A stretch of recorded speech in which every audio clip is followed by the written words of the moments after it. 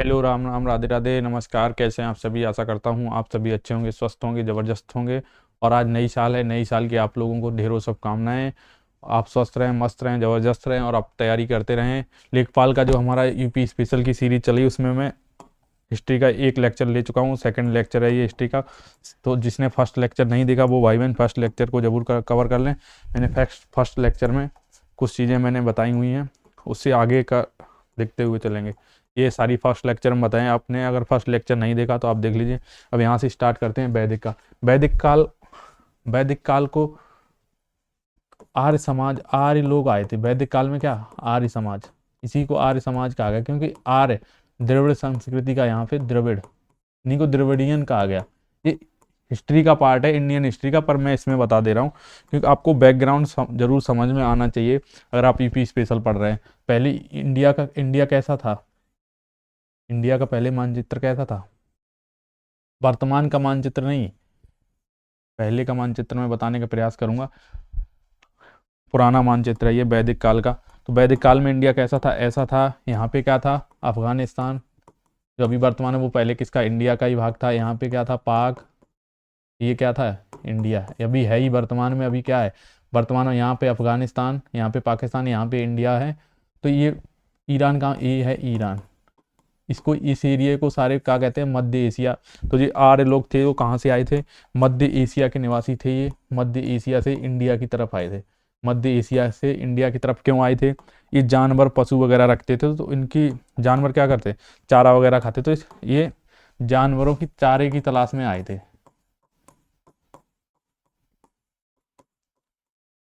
जानवरों की चारे की तलाश में इंडिया की ओर शिफ्ट हुए। ये घुमंतू प्रकार के लोग थे। तो इनको जब यहाँ अच्छी चीज़ें मिली तो ये यहीं आके बस गए। तो ये इनका निवास स्थान क्या था आर्यों का? आर्यों का सिंध और पंजाब। इनका निवास स्थान था सिंध और पंजाब। किन दो जगह बसे ये? सिंध और पंजाब।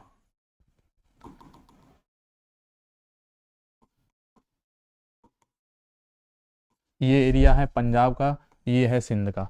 तो सिंध और पंजाब में बसे। ये कैसी सभ्यता इनकी कैसी थी? ग्रामीण सभ्यता। कैसी सभ्यता थी? ग्रामीण सभ्यता थी। और लिपि, सॉरी, भाषा कैसी थी? संस्कृति। कैसी भाषा थी? संस्कृति। ये कहाँ से आए थे? मध्य एशिया या ईरान के लोग थे। यूपी में कहाँ बसे थे? यूपी में, पश्चिमी यूपी। ये आप लोग देखेंगे यहाँ पे पश्चिमी यूपी की तरफ ये लोग, इनका निवास था। बस यूपी में इतना देखें। उसके बाद क्या है? उत्तर वैदिक काल। वैदिक काल के बाद कौन सा पीरियड आता? उत्तर वैदिक काल। उत्तर वैदिक काल का मुख्य केंद्र यूपी ही था।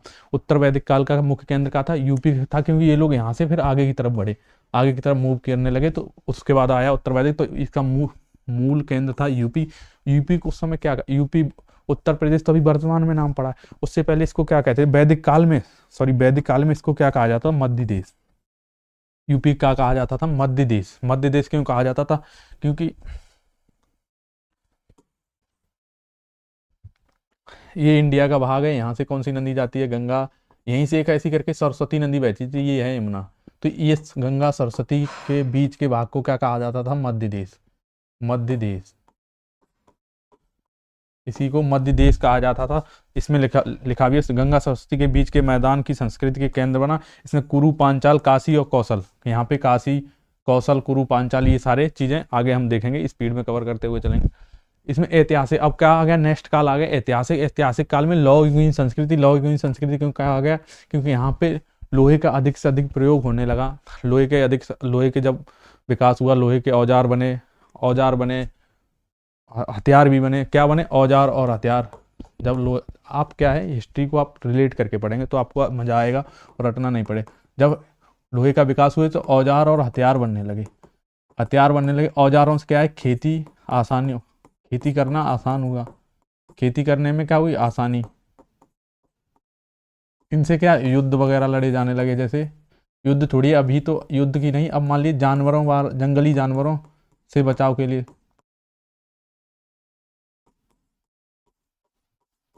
ये जंगली जानवरों के बचाव में भी प्रयोग आने लगे। तो इनको भय मुक्त हो गए। पहले क्या था? पत्थरों से ही चीजें, औजार बनाए जाते, तो हथियार और औजार बनाए जाने लगे। इनसे क्या हुआ? खेती का विकास हुआ। तो लोग क्या हुआ, क्या एक जगह स्थायी निवास करने, उससे क्या, जब एक जगह स्थायी निवास करने के तो इनको अपनी सुरक्षा के लिए एक इनका नेता चुनने लगा। जो मतलब ग्रामीणों से ही, जो वहाँ के लोग रहते उन्हीं से चुना जाता। तो पहले कैसे थे? ये गणतंत्रात्मक थे। धीरे धीरे जब जो जो भी नेता चुना जाना लगा उसने अपनी इतनी शक्ति हासिल कर ली। पहले जो कर था वो जैसे हमारी इच्छा है तो हम आपको जो भी दे दें दान, जैसे अभी दक्षिणा देते उस समय दान के रूप में दे देते थे। जब जिस लोगों के पास कई, जैसे जो गांव का मुखिया था, मतलब सामूहिक रूप से चुन लिया गया, जब उसके पास कई चीज़ें पहुंच लेंगी, उसने क्या एक फिर सेना रखना स्टार्ट कर दी, फिर उसने कर को क्या स्थायी बना दिया, फिर उसको गणतंत्र का कैसे हुए जनतंत्र, फिर उसने क्या किया अनुवांशिक बना दिया, उसके बेटा बेटी, तो ऐसे करके धीरे धीरे ये चीज़ें विकसित हुई। ये कहाँ पे था इंडिया में? हस्तिनापुर अतरंजी खेड़ा। हस्तिनापुर अतरंजी खेड़ा, हस्तिनापुर कहाँ पे है? यूपी में, मेरठ में। आपने मैपिंग देखी होगी तो मेरठ आपको पता होगा, मेरठ में, पश्चिमी यूपी में। और ये अतरंजी खेड़ा कहाँ है? एटा। यहाँ से ही लोहे के बने हुए औजारों की प्राप्ति हुई, लोहे से निर्मित सामान, कहाँ से प्राप्त हुए? यूपी में। अतरंजी खेड़ा कहाँ पे? एटा में, हस्तिनापुर पे और मेरठ में। लोहे के साक्ष्य कहाँ कहाँ मिले यूपी में? अहिछत्र, ये कहाँ है? बरेली में। अहिछत्र, अतरंजी खेड़ा, मथुरा, श्रावस्ती और कामपिल्य। कामपिल्य कहाँ पे है वर्तमान में? फरुखाबाद। कामपिल्य मेला। आगे हमने मैपिंग से समझाया है, आप लोग स्किप नहीं करेंगे, जैसे हमने इसमें देखा है। उसके बाद क्या है? इसके बाद ऐतिहासिक काल के बाद क्या है? उसके बाद जब जनपद बनने लगे, जब जनों की स्थापना हुई, मैंने बताया पीछे, जब जन लोग हुए तो अपनी सेना रखने लगे, कर व्यवस्था स्थायी हो गई, कहा तो एक स्थायी निवास, तो उन्होंने कहा अपना एक साम्राज्य बसाना स्टार्ट कर दिया। तो उसी टाइप से 16 महाजनपदों का उदय हुआ। कितने इंडिया में टोटल 16। इंडिया में कितने थे? टोटल 16। यूपी में कितने थे? 8। यूपी में कितने थे? 8। टोटल इंडिया में कितने थे? 16। उसको हम आगे देखेंगे। तो ऐसे टोटल महाजनपद कितने थे? महाजनपदों का जब विस्तार होने लगा तो टोटल महाजनपद कितने थे? 16। 16 में देखें यूपी में कितने थे, ये पूछा जाता है डायरेक्ट क्वेश्चन। यूपी में कितने थे? डायरेक्ट देगा तो 7, 8, 9, तो ऑप्शन देगा तो आपको क्या लगाना? 8। कन्फ्यूजन नहीं होना, 7, 8, 9 में कन्फ्यूजन होता तो क्या लगाएंगे? 8। अब इसमें देखेंगे कि पूरे टोटल इंडिया में कितने थे? 16 कहाँ कहाँ थे, एक बार नजर डाल लेंगे। असमक, ये गोदावरी नदी के तट पर था, दक्षिण भारत का एकमात्र। अवंती, उज्जैन में इसकी राजधानी थी। मत्स्य और यूपी का बस, मत्स्य और यूपी का बस, इसमें बहुत कंफ्यूजन होता है। मत्स्य कहाँ पे है भाई? मत्स्य ये कहाँ पे? इसका हरियाणा में। ये कहाँ पे है? हरियाणा में। इसकी राजधानी है विराट। मत्स्य कंधार, ये इंडिया से अलग है। ये इंडिया का मैप क्या है? ये कंधार कहाँ पे है? पाकिस्तान में। ये कहाँ पे? कम्बोज, ये भी कहाँ है? अफगानिस्तान। ये दोनों कंधार और कम्बोज कहाँ पे? अभी वर्तमान में अफगानिस्तान। ये इंडिया का भाग नहीं है। क्वेश्चन पूछा जाता है कौन सा महाजनपद अभी इंडिया में नहीं पाए जाते, तो कंधार और कम्बोज। ये हो गया इंडियन हिस्ट्री का पार्ट। अब देखें यूपी में। यूपी में कितने पाए जाते हैं? टोटल 8 पाए जाते हैं। इनके हम लोकेशन एक बार स्पीड में देखते हुए चलेंगे तो आपको याद हो जाएगी। देखो पहला मल, मल कहाँ से कहाँ तक पाए जाते थे? ये एरिया पूरी किसमें थी? मल। इनकी राजधानी क्या थी? 2 जगह थी, श्रावस्ती, श्रावस्ती और पावा। कुशीनारा, सॉरी, कुशीनारा और पावा। कुशीनारा के मल कहा जाता है इनको, कुशीनारा और पावा।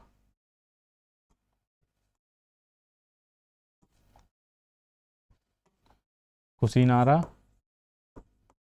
और पावा 2 जगह राजधानी थी इनकी। क्या राजधानी थी? काशी। काशी की राजधानी क्या थी? वाराणसी, जो अभी वर्तमान में है, सबसे पुराना शहर। बस, इसकी राजधानी थी कौशाम्बी। बस और मत्स्य में बहुत कन्फ्यूजन रहता है, आप लोग इसको याद रखें। कौशाम्बी किसके तट पर है? यमुना नदी के तट पर है भाई। अभी जो मैं वर्तमान में लेक्चर बना रहा हूँ वो कौशाम्बी जनपद से ही बना रहा हूँ। मूलतः रहने वाले में एटा और अतरंजी खेड़ा जो है वो मेरे पास में ही है। उसके बाद ये चेदी। चेदी कहाँ है ये भाई? चेदी ये बुंदेलखंड एरिया में, बस प्रयागराज से बांदा तक की क्षेत्र को कहा कौन सा था? बस था। और चेदी कहाँ पे है भाई? चेदी कहाँ पे? ये बुंदेलखंड रीजन में, बुंदेलखंड क्षेत्र। ये जो क्षेत्र है ये, इसमें कहा था चेदी था। सूरसेन कहाँ था? ये मथुरा वाला एरिया और कुछ राजस्थान के एरिया। सूरसेन इसका कहा था? सूरसेन इसकी राजधानी थी मथुरा। कुरु कहाँ था? ये हरियाणा का कुछ एरिया, हरियाणा कुरुक्षेत्र वाला एरिया और मेरठ वाला एरिया। इसकी राजधानी थी कुरु की इंद्रप्रस्थ। पांचाल, पांचाल की राजधानी 2 जगह मिलेगी आपको। उत्तरी पांचाल, उत्तरी पांचाल की है अयछत्र, अयछत्र, ये बरेली में है जनपद। अभी वर्तमान में कौन सी जनपद है? बरेली। और दूसरी है कंपिल। कंपिल ये कहाँ पे है? फरुखाबाद में। कंपिल मेला लगता है फरुखाबाद में। द्रौपदी वगैरह का आपने नाम सुना होगा। मगध, इसकी राजधानी कहीं साकेत या अयोध्या? साकेत ऑब्लिक अयोध्या, वर्तमान में अयोध्या। तो सारी की राजधानी आप लोगों ने देख ली एक बार। काशी, बस, मगध। आप लोग एक बार कमेंट कर दीजिए, आप लोग एक बार कमेंट कर दीजिए आपको समझ में आई चीज़ें कि नहीं आई। अगर समझ में नहीं आई तो भी कमेंट कर दीजिए, तो मैं एक बार स्पीड में आपको दिखाता हुआ चलूँगा भाई। पहला का है कुरु। कुरु की राजधानी कहाँ है भाई? इंद्रप्रस्थ। दूसरा पांचाल। पांचाल में 2 राजधानियाँ थी, पहली आयछत्र, दूसरा कंपिल। तीसरी है काशी। काशी में कहाँ है? वाराणसी। सूरसेन कहाँ है? मथुरा भाई। सूरसेन क्या है? मथुरा। वत्स कहाँ है? बांदा प्रयागराज का क्षेत्र है वत्स में। इसकी राजधानी का है? कौशाम्बी में। कौशल। कौशल किस कहाँ पे है? श्रावस्ती में। मल्ल कहाँ पे है भाई? मल्ल कुशीनारा और पावा। कुशीनारा और पावा। कुशीनारा और पावा। आप लोगों को याद हो गया इसका। इसकी शायद मगध। कौशल। कौशल ये इसी को कौशल मगध कहा जाता है। इसकी राजधानी श्रावस्ती में थी, सॉरी। इसका राजधानी है श्रावस्ती में। इसकी राजधानी है शक्तिमती। इसका बहुत कन्फ्यूजन होता है, इसकी राजधानी छूट गई थी। इसकी राजधानी है शक्तिमती। इसकी राजधानी क्या है? शक्तिमती। यहीं यहीं पे किस राजा का वो था? उदयन। उदयन नामक राजा कहाँ पे था? इसी बस्त जनपद में था, जिसने घोषिताराम विहार। घोषिताराम विहार भी कहाँ पे पाया जाता है भाई? ये पूछा जाता है एग्जाम में। घोषिताराम विहार ये कौशाम्बी में स्थित है। कौशाम्बी, क्योंकि इसकी राजधानी कौशाम्बी में थी। घोषिताराम विहार भी कौशाम्बी में ही है। ये यमुना नदी के तट के किनारे है। तो इसको किसने ध्वस्त कर दिया था? आप लोग कमेंट करिए, इसको किसने ध्वस्त कर दिया था? घोषिताराम विहार। इसने बौद्धों को, बौद्ध जो गौतम बुद्ध भगवान थे उनको दान दे दिया था। तो पूछा जाता कौन से उदयन नामक राजा ने। काशी कहाँ है? वाराणसी में। तो आपको 8 जनपद, एक बार इसका स्क्रीनशॉट ले लेंगे आप स्पीड में। सबसे ज़्यादा कुशीनारा, यहाँ पे क्या हुआ? बुद्ध भगवान का महापरिनिर्वाण। बुद्ध का महापरिनिर्वाण मतलब यहाँ पे मृत्यु होगी बुद्ध जी की। यहाँ पे जो कौशल, कौशल श्रावस्ती, यहाँ पे मगध नहीं कौशल होगा। कौशल। कौशल की राजधानी कहाँ थी? श्रावस्ती। श्रावस्ती में सर्वाधिक उपदेश दिए थे बुद्ध भगवान। सर्वाधिक उपदेश, सर्वाधिक उपदेश कहाँ पे दिए थे? श्रावस्ती में। श्रावस्ती में क्या दिए थे? सर्वाधिक उपदेश दिए थे भाई।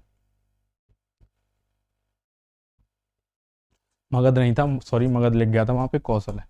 आगे देखेंगे मौर्य काल। इसके बाद कौन सा काल आता है? मौर्य काल। ये आपको इंपॉर्टेंट है, आपको ये याद रखना है। कितने जनपद पाए जाते हैं? 8 टोटल जनपद 16 है। 16 महाजनपद कितने? 8। 8 में कौन से हैं? मल्ल, काशी, वत्स, चेदी, सूरसेन, इंद्रप्रस्थ और ये पांचाल, कौशल। इनका एरिया भी यही था। यहाँ यहीं पे ये कहाँ पे था? इस एरिया में था। ऐसे आप मैप के थ्रू एक बार देख लेंगे तो आपको रटने में आपको टाइम नहीं लगेगा, याद करने में आपको समय नहीं लगेगा, रटना नहीं मानना पड़ेगा। उसके बाद आता है मौर्य काल, जो इंपॉर्टेंट। इसका संस्थापक कौन था? चंद्रगुप्त मौर्य था। इसके बाद कौन सा है? बिंदुसार। इसका उत्तराधिकारी कौन था? बिंदुसार। इसके उत्तराधिकारी था बिंदुसार। इसको क्या कहा? अमित्रघात। अमित्रघात मतलब शत्रु का नाश करने वाला। उसके बाद इसको सबसे प्रतापी राजा अशोक था। सारनाथ निर्मित स्तंभ, इसी को क्या? हमारा राजकीय चिन्ह, इसी को राजकीय चिन्ह घोषित किया गया। राजकीय चिन्ह जो शेर छपे हैं वो क्या है? हमारा राजकीय चिन्ह। स्तंभ और शिलालेख इसके इंपॉर्टेंट है कि कौन सा स्तंभ और कौन सा शिलालेख कहाँ पाया जाता है, ये पूछा जाता है। मैंने लिख रखा है स्लाइड में प्रमुख स्तंभ और शिलालेख। सारनाथ स्तंभ, इसी को धमेक स्तूप कहाँ स्थित है? सारनाथ में, उल्टा लिख गया। टोपरा खिजराबाद, ये कहाँ पे है? मेरठ में। कहाँ पे है? मेरठ में। आप लोग इसको लिख लेंगे। कौशाम्बी का स्तंभ लेख, इसी को रानी का लेख भी कहा जाता है। रानी का लेख। ये सारे आप हिस्ट्री में पढ़ेंगे, पर ये यूपी का भाग है इसलिए मैं इसको कवर करा रहा हूँ, इसलिए स्पीड में कवर कराता हुआ चला। मेरठ का स्तंभ, इसको कौन दिल्ली ले गया? दिल्ली कौन ले गया? आप लोग कमेंट में बताइए, नहीं तो मैं नेक्स्ट वीडियो में बताऊँगा। दिल्ली में इसको कौन ले गया? मेरठ के स्तंभ को। सारनाथ का लघु शिलालेख अहरौरा। अहरौरा कहाँ पे है भाई? अहरौरा मिर्जापुर। ये डायरेक्ट पूछ लेगा जनपद, ये दिया होगा। अहरौरा लघु शिलालेख कहाँ स्थित है? तो मिर्जापुर। शिलालेख स्तंभ लेख क्यों बनाए जाते थे? मैंने पिछली वीडियो जो हिस्ट्री कराई उसमें बताए थे कि राजा अपने निर्देशों को जनता तक पहुंचाने के लिए शिलालेखों, गुफाओं में ही अपने जो चीज़ें थी उनको चित्रण या कुछ भी लिखवा देते थे। क्योंकि उस समय का ऐसा कोई न्यूज़पेपर तो नहीं, तो सारी जगह, जैसे अभी वर्तमान में सरकार कोई योजना चलाती है जो सारी जगह न्यूज़पेपर वगैरह में आता है, प्रिंट मीडिया, इलेक्ट्रॉनिक मीडिया, तो हम लोगों को पता लगता है। पहले क्या था? यही शिलालेख वगैरह थे जिनसे चीज़ें जनता तक पहुंचाई जाती थी। उसके बाद इसका सबसे लास्ट जो शासक था, अंतिम राजा था, बृहद्रथ था। इसी के जो सामंत थे उन्होंने इसकी हत्या कर दी। सुंग उसके बाद कौन सा काल आया? पुष्यमित्र शुंग ने इसकी हत्या कर दी। तो शुंग मौर्य उत्तर काल। मौर्य उत्तर का मतलब होता है कि उसके मौर्य के बाद वाला काल। तो इसमें शुंग कर्म सातवाहन वंश का जन्म हुआ। सातवाहन का दक्षिण भारत में हुए। शुंग वंश का कौन था? पुष्यमित्र शुंग। इसका एक इंपॉर्टेंट है, अब अयोध्या अभिलेख कई बार पूछा जाता है क्योंकि ये यूपी का पार्ट है। ये किसका, यूपी का पार्ट है। इसमें दो चीज़ों का जिक्र किया गया, दो अश्वमेध यज्ञ की जानकारी, क्योंकि ये पूछा दो अश्वमेध यज्ञ किसने किए, पुष्यमित्र सिंह। अयोध्या अभिलेख किसका है, पुष्यमित्र सिंह का। इसके पुरोहित किसने, किसके द्वारा रचित है, पतंजलि। इसके पुरोहित कौन थे, पतंजलि। इन्होंने कौन सी रचना की, आप लोग कमेंट करिए, कौन सी रचना की आपने, इंडियन हिस्ट्री पढ़ी हुई, कौन सी रचना है इनकी, महाभाष्य किसकी है, आप लोग कमेंट करिए। उसके बाद आया शुंगवंश। शुंगवंश का अंतिम, यही शुंगवंश का अंतिम शासक कौन था, देवभूत। देवभूति को ही वध करके, देवभूति की मृत्यु करके कौन से वंश का जन्म हुआ, आप लोग इसको कमेंट करें। देवभूति की मृत्यु करके कौन से शासक आए, वासुदेव। इसके मंत्री था देवभूत का वासुदेव। इसके मंत्री था वासुदेव, उसने इसकी हत्या कर दी। हत्या के बाद इसके कण्व वंश की स्थापना हुई। किसकी स्थापना हुई, कण्व वंश की। हत्या करके दी, फिर कण्व वंश की स्थापना हुई, कण्व वंश। ये का लगभग 24 साल तक चला ये शासन था कण्व वंश का, लगभग 24 साल तक चला। उसके बाद सातवां शासक सिम्मुख द्वारा इसको क्या समाप्त कर दिया, इस वंश को। सातवां शासक किसके द्वारा, सिम्मुख। सातवां का कौन शासक था, संस्थापक था सिम्मुख। सिम्मुख सातवाहन का शासक, इसके द्वारा कण्व वंश की समाप्ति कर दी गई। समाप्ति ये पूछा जाते हैं, ये पूछे पहले कौन सा, शुंग, फिर कण्व, फिर सातवाहन, ऐसे क्रम में भी पूछ सकता है, तो आपको याद रखना है। इसमें सातवाहन का पूछ लेगा, संस्थापक कौन है, इसकी राजधानी आप कमेंट करके बताइए। उसके बाद है शक वंश। उसके बाद जो यूपी के वंश है उसी देश, सातवाहन यूपी में नहीं था तो यूपी को मैंने नहीं लिखा उसको। यूपी में इसकी राजधानी कहाँ थी, मथुरा में। इसकी राजधानी कण्व। शक वंश, शक क्या थे कि ये मालवा का जो विक्रमादित्य थे, सातवाहन शासक विक्रमादित्य था मालवा में। मालवा कहाँ है, बुंदेलखंड का रीजन है, उसके मध्य प्रदेश में भी पाया जाता। तो मालवा में ये निवास करते अपनी, वहीं पे इनकी राजधानी। तो जो विक्रमादित्य था, विक्रमादित्य, उसके द्वारा इनको पराजित कर दिया गया और इनको खदेड़ दिया। तो इन्होंने कहा ऐसे करके ऊपर की तरफ बढ़े, तो इन्होंने आके मथुरा में अपनी राजधानी बनाई। कौन से वंश, शक वंश ने। कहाँ पे राजधानी बनाई, बाद में मथुरा में। उसके बाद इनको पराजित करके कौन आए, कुषाण। इनके बाद कौन से आए, कुषाण आए। कुषाण के संस्थापक कौन था, कुजुल किडफिसेस। कुजुल किडफिसेस इसी का उत्तराधिकारी था बिम किडफिसेस।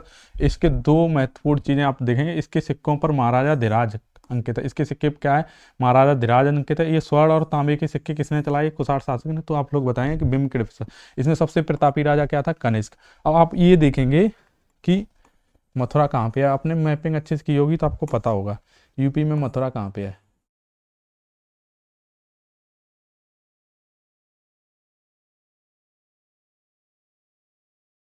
यूपी में मथुरा कहाँ पे है, यहाँ पे। इन्होंने यहाँ पे शासन किया, कुषाणों ने यहाँ पे अपनी शासन तो इन्होंने पूरे भूभाग में किया, पर इनकी राजधानी कहाँ पे थी, यहाँ पे मथुरा। इन्होंने यहाँ पे पूरा बनारस तक इन्होंने क्या किया, शासन किया, वाराणसी। क्योंकि इनके शिलालेख वगैरह प्राप्त हुए हैं, सिक्के वगैरह प्राप्त हुए हैं।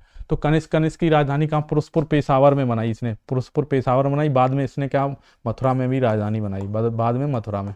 इसमें बलिया जिले में खैराडी कुषाण काल की बस्ती को प्राप्त हुआ। अभी जो खुदाई हुई बलिया जिले में, बलिया का सबसे कैसा, यूपी का सबसे पूर्वी जिला, पूर्वी, क्योंकि ये वाला क्या है, बलिया है। यहीं से गंगा नदी कहाँ जाती है, गंगा नदी बिहार में निकल जाती है।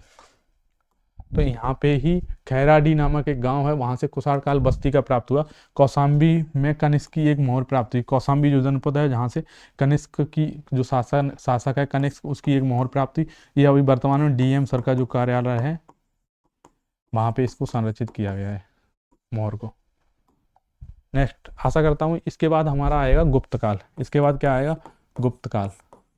उसको मैं नेक्स्ट वीडियो में कवर कराऊंगा, क्योंकि वीडियो ज़्यादा लंबी ना हो। आशा करता हूँ आपको ये हमारी वीडियो सीरीज अच्छी लगी हो तो चैनल को सब्सक्राइब करें, अपने दोस्तों में भी शेयर करें, और अच्छा ना लगे हो तो डिसलाइक कर दें। और अगर कुछ सजेशन देना है तो कमेंट में ज़रूर है। जय हिंद, जय भारत।